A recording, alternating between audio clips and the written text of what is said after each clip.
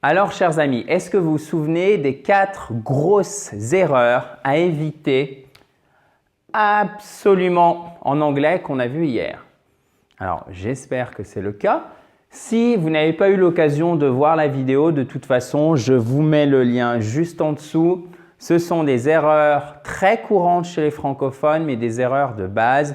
Donc, il faut absolument les éviter. Encore une fois, je me répète, mais vraiment, vous devez éviter à tout prix ces erreurs puisqu'en plus, je les ai sélectionnées typiquement pour les gens dont la langue maternelle, c'est le français ou si vous utilisez le français toute la journée et quand vous voulez parler anglais, il y a de fortes chances que vous tombiez dans un de ces pièges. On en a vu 4 hier, on en voit 4 autres aujourd'hui, 5, 6, 7, 8.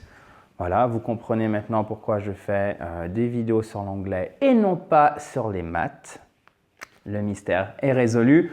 Non, plus sérieusement, avant de débuter, sachez que vous pouvez vous abonner à cette, fabuleuse chaîne YouTube en cliquant tout simplement sur le bouton rouge en bas à droite. Profitez-en d'ailleurs pour récupérer, si vous n'avez pas encore fait, votre kit complet pour vous mettre ou vous remettre à l'anglais. Pour ça, vous avez le i en haut à droite sur YouTube et le lien dans la description si vous êtes par exemple sur Facebook. Chers amis, celle-ci, je l'ai vue souvent. Today, en 2 mots. Ça, c'est faux. OK? Aujourd'hui, alors je ne vous ai pas mis, je l'ai mis à la description dans l'exemple, mais vous l'avez compris. Today. OK, guys? Today, today, today. Accent tonique, right here. 2e syllabe. Today, ok? C'est aujourd'hui et ça s'écrit toujours en un seul mot. Donc faites attention, ce n'est pas une faute de grammaire, mais c'est une faute d'orthographe que je vois souvent. Par exemple, je vous ai mis une petite phrase d'exemple en passant. Today, I'm free. I am free. Ok? Double E ici qui se prononce comme un ilon. Aujourd'hui, je suis libre. Alors, libre au sens de je n'ai plus de chaîne, littéralement, je suis libre, ok? Mais au sens aussi de je suis disponible si tu veux prendre un rendez-vous, si tu veux qu'on se voit, etc. À la fois professionnel et à la fois du domaine privé. Today, I am free. Aujourd'hui, je suis libre. Today en 2 mots. Non, en un seul mot. Voilà. 2e phrase. Do au lieu de… 2e erreur courante pour aujourd'hui, pas 2e phrase, enfin 2e phrase aussi, mais do au lieu de does. Ça aussi. Est-ce que vous vous souvenez du dernier exemple qu'on a vu hier? Le S à la 3e personne du singulier pour le présent simple. Vous devez toujours le mettre. Là, c'est exactement la même chose. 3e personne du singulier, ok? 3e, on va faire comme ça. 3e personne du singulier, présent simple, ok? Hyper important. Alors, j'espère que c'est à peu près lisible pour vous. J'ai dû être médecin dans une vie antérieure. Ça doit être sans doute ça. 3e personne du singulier, présent simple, do au lieu de does. Non, c'est évidemment, vous l'avez compris, il faut mettre does, ok? Par exemple, does he speak English? Does he speak English? Erreur, intonation montante, partie de l'anglais, parce que c'est une question à laquelle on répond par yes ou par no. Du coup, c'est une question fermée, donc intonation montante. Does he speak English? Ok? Donc, faites bien attention à bien en fait faire la conjugaison et à ne surtout pas rajouter quand c'est une question le S ici, d'accord? Parce que ça ferait double emploi en fait. Ce S, il n'existe pas lorsque c'est une question. Ce que vous allez conjuguer, c'est l'auxiliaire. Ici, ça reste simplement la base verbale, c'est-à-dire l'infinitif sans le to. Donc, le mieux, c'est apprendre cette phrase tout simplement. Does he speak English? Est-ce qu'il parle l'anglais? Parle-t-il l'anglais?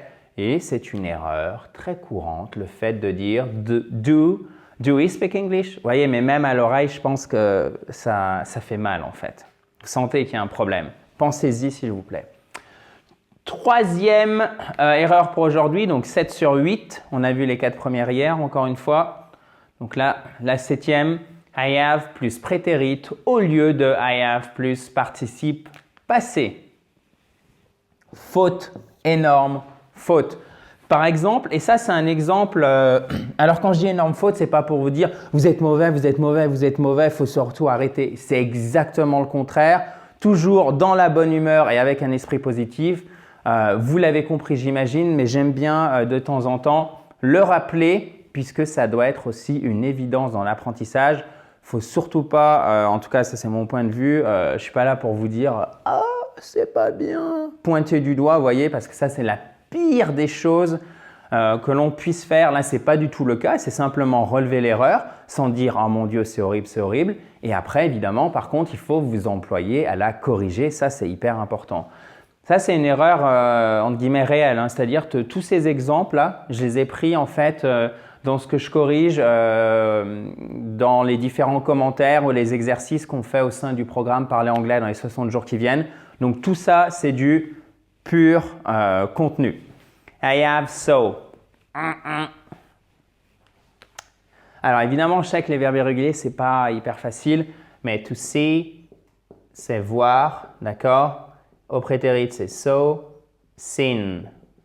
OK? Seen. To see, so, seen. OK, guys? Donc, faites vraiment attention, s'il vous plaît.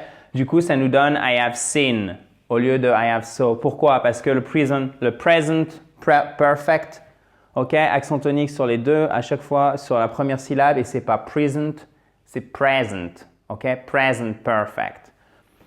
Ça se forme avec l'auxiliaire avoir que vous allez conjuguer, c'est-à-dire c'est exactement comme le do et does ici. À la troisième personne du singulier, ça sera non pas have mais has, ok? Plus le participe passé, ok? Donc I have seen, I have seen, j'ai vu. Donc faites bien attention à ça s'il vous plaît. Vous pouvez tout simplement, ne serait-ce qu'apprendre cette forme. Et à chaque fois en fait que vous allez former le present perfect, posez-vous la question, d'accord? Ensuite, ça aussi, erreur très courante. It's au lieu de it's.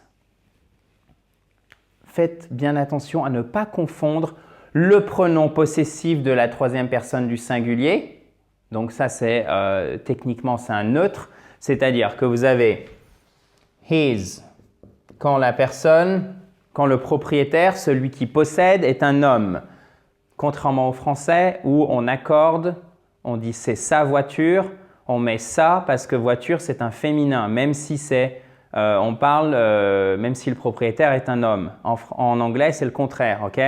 His, propriétaire est un homme, par exemple his car, ok? Et on peut dire aussi, vous voyez, avec le même nom, alors qu'en français ce ne serait pas possible, her car. Si c'est une femme qui possède. Et lorsque, alors c'est pour ça qu'on l'emploie plus rarement, c'est un objet qui possède quelque chose, mais vous voyez là c'est un guillemets un peu bizarre, ou un animal qu'on ne connaît pas, du coup on va utiliser its et non pas its. Faites bien attention, il n'y a pas de H aspiré, donc its. Donc, il y a souvent une confusion. Alors, je pense que c'est plus une confusion orthographique que grammaticale. C'est-à-dire que vous voulez dire it is, ok, c'est, d'accord, en forme contractée évidemment, ça sera comme ça. Mais du coup, vous l'orthographiez mal et ça devient it's. It's okay for me. Non, it's okay for me. C'est d'accord pour moi. Donc, faites bien attention. Là aussi, il faut avoir un minimum de rigueur, comme quand on écrit en français dans n'importe quelle langue. C'est hyper important de ne pas faire ces grosses fautes d'orthographe qui peuvent, lorsque vous écrivez un anglais, parce que là, pardon, ça se verra au niveau de l'écriture, peuvent quand même soit l'empêcher de comprendre la phrase ou soit envoyer le message, ok, au niveau anglais, là, il est un peu faible, vous voyez. Et ça, c'est quelque chose que vous voulez éviter. Pourquoi? Parce que 1, c'est vraiment une des bases de l'anglais et 2, c'est facilement évitable. Avec ce qu'on a vu hier et ce qu'on voit aujourd'hui, si vous le retenez, si vous faites un minimum d'efforts, pour l'intégrer. Alors, vous ne pouvez pas tout faire d'un coup, encore une fois. Hein. L'idée ici, ce n'est pas de vous le culpabiliser, évidemment. Toujours dans un esprit positif, mais esprit positif ne veut pas dire que les choses tombent du ciel. Donc, il faut faire, vous l'avez compris, un minimum de travail. Alors, chers amis, j'espère que vous avez apprécié cette vidéo. N'hésitez pas, hein, si vous avez un commentaire qui soit positif ou négatif, vous mettez ça juste en dessous. Et si vous l'avez apprécié, je vous remercie chaleureusement par avance si vous mettez un gros pouce bleu juste en bas à droite. À côté, vous avez le bouton rouge pour vous abonner à cette, oui, exactement, fabuleuse chaîne YouTube, s'il vous plaît. Et vous pouvez aussi, évidemment, donc c'est juste ici le bouton rouge, récupérer votre kit complet pour vous mettre ou vous remettre à l'anglais en cliquant sur le i en haut à droite. Quant à moi, chers amis, je vais préparer la prochaine série de vidéos. On va commencer demain et je pense que, souvenez-vous, on a fait celle sur l'infinitif quand on sait qu'on va utiliser l'infinitif, donc to plus la base verbale. Maintenant, on va passer au gérondif, c'est-à-dire tous les mots en ing et comment ne plus confondre entre est-ce que j'utilise l'infinitif, est-ce que j'utilise un mot en ing. Je sais que c'est tout mélangé dans notre tête de francophone parce qu'en plus, ce n'est pas le plus simple dans la grammaire anglaise. Donc, on va tâcher ensemble de démêler tout ça en ce qui concerne le gérondif, c'est-à-dire les mots en ing, que ce soit un nom ou un verbe. Donc, je vous en dis plus demain, chers amis. Thank you very much and talk to you tomorrow. Bye bye!